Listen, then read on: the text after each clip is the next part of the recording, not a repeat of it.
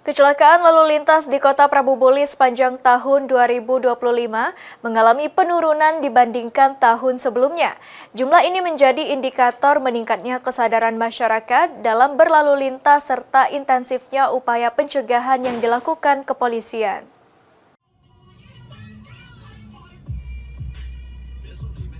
Haramkan, anak punya hati sudah anak haram.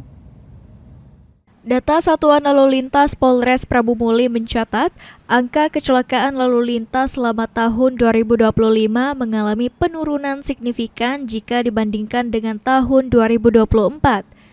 Penurunan tersebut mencakup jumlah kejadian kecelakaan, korban luka hingga korban meninggal dunia.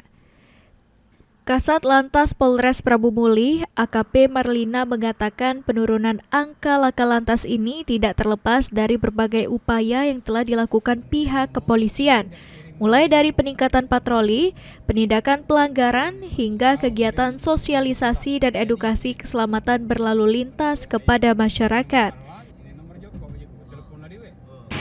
Untuk angka kecelakaan di Prabu Muli tahun kemarin relatif turun atau seperti apa? Untuk laka lantas tahun 2024 dibanding 2025, alhamdulillah Kota Prabu Muli mengalami penurunan dari laka lantas dari tahun sebelumnya.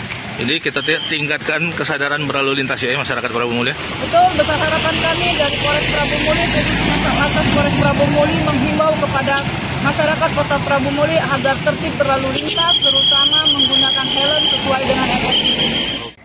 AKP Marlina juga mengimbau masyarakat agar tetap mematuhi aturan lalu lintas, menggunakan perlengkapan keselamatan berkendara, serta selalu mengutamakan keselamatan di jalan raya guna menekan angka kecelakaan di masa mendatang. Anggi Perkasa, PAL TV.